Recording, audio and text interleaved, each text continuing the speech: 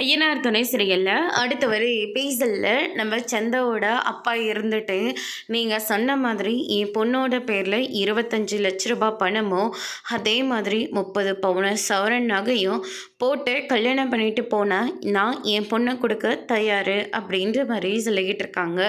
இதை கேட்ட உடனே நம்ம சந்தாவோட அம்மா இருந்துட்டு என்ன பண்ணிகிட்டு இருக்கீங்க, அவங்களுக்கு என்ன சந்தாவை கல்யாணம் பண்ணி கொடுக்கறதா சொல்கிறீங்க, இந்த விஷயம் மாப்பிள்ளைக்கு தெரிஞ்சால் எவ்வளோ பெரிய பிரச்சனையாகும், அதை முதல்ல நீங்கள் யோசிச்சிங்களா? நல்லாவே யோசிச்சிட்டேன்.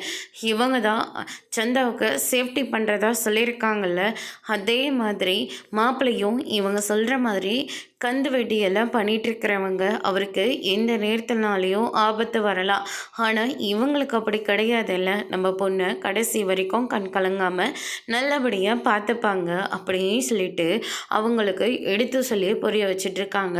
இதை கேட்டோன்னு நீங்கள் சொல்கிறது எல்லாமே நிஜமா, எங்கள் அண்ணனுக்கு உங்கள் வீட்டு பொண்ணு சந்தாவை கல்யாணம் பண்ணி கொடுக்க உங்களுக்கு மனப்பூர்வமாக சம்மதம். ஆனால் நீங்கள் சொன்ன மாதிரி எதுவுமே நடக்காமல் போச்சேன்னா எங்கள் வீட்டு பொண்ணு உங்கள் அண்ணனுக்கு நாங்கள் கல்யாணம் பண்ணி தரமாட்டோம்.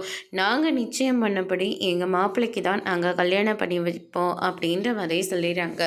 அதுக்கு அடுத்ததாக பார்த்தீங்கன்னா அப்படியே செய்யுங்க. ஆனால் கண்டிப்பாக நாங்கள் இன்னும் 6 மாதத்தில் இங்கே மறுபடியும் உங்கள் வீட்டு பொண்ணை தேடி வரதான் போகிறோம். அது வரைக்கும் நீங்கள் சொன்ன விஷயத்தையும் மறந்துடாதீங்க அப்படின்னு சொல்லிட்டு அங்கேருந்து கிளம்புறாங்க. சந்தா ஓடி சேரனை ஹப் பண்ணிக்கிறாங்க. அதோட இன்னைக்கான பிரம்ம முடிச்சிருக்காங்க.